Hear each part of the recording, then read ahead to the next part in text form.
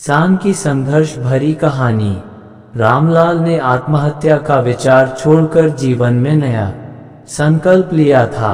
अब वह हार मानने के बजाय अपने हालात सुधारने के लिए नए तरीकों की खोज में जुट गया। लेकिन राह आसान नहीं थी। गांव के बाकी किसान भी उसी संकट से गुजर रहे थे, इसलिए उसने तय किया कि अकेले संघर्ष करने के बजाय सबको एकजुट किया जाए। रामलाल ने गांव के अन्य किसानों से बात की और उन्हें समझाया कि अगर वे साथ मिलकर काम करें तो सरकार और प्रशासन तक अपनी आवाज बेहतर तरीके से पहुंचा सकते हैं। कुछ किसानों ने उसकी बात मानी, लेकिन कुछ अभी भी डरे हुए थे कि कहीं सरकार या साहूकार उनसे नाराज न हो जाएं। आखिरकार कुछ जागरूक किसानों के सहयोग से रामलाल ने एक किसान समिति बनाई और पंचायत के जरिए अपनी समस्याएं जिलाधिकारी तक पहुंचाने की कोशिश की। यह आसान नहीं था, क्योंकि प्रशासन तक पहुंचने के लिए कई बाधाएं थीं, लेकिन उनका संघर्ष धीरे धीरे रंग लाने लगा। इसी बीच एक समाजसेवी संस्था गांव में आई, जो किसानों को आधुनिक खेती के तरीके सिखा रही थी। रामलाल ने इस मौके को हाथ से नहीं जाने दिया। उसने जैविक खेती, ड्रिप सिंचाई और उन्नत बीजों के बारे में सीखा। अब वह पारंपरिक खेती से हटकर नई तकनीकों का इस्तेमाल करने लगा। कुछ महीनों बाद जब उसकी नई पद्धति से उगाई गई फसल बाजार में गई तो उसे अच्छे दाम मिले। धीरे धीरे उसकी हालत सुधरने लगी।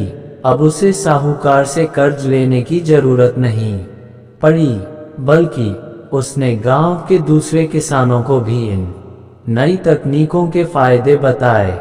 रामलाल की मेहनत और नई सोच की वजह से गांव के कई किसान आत्मनिर्भर बनने लगे।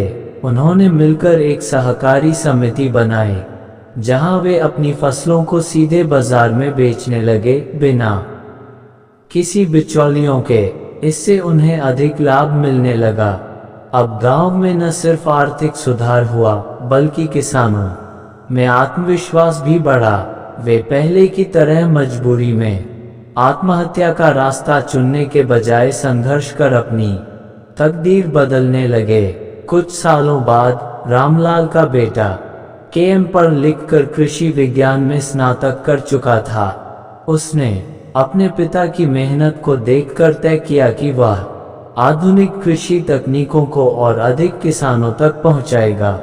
रामलाल, जो कभी अपनी जमीन खोने और कर्ज के बोझ से दबा हुआ था, अब अपने गांव में बदलाव का प्रतीक बन चुका था। उसकी कहानी ने ये साबित कर दिया कि सही मार्गदर्शन, संगठन और मेहनत से कोई भी संकट पार किया जा सकता है।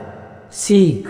रामलाल की यह कहानी हमें ये सिखाती है कि कठिनाइयां जीवन का हिस्सा हैं, लेकिन यदि हम हार मानने के बजाय नए रास्ते तलाशें तो सफलता जरूर मिलती है।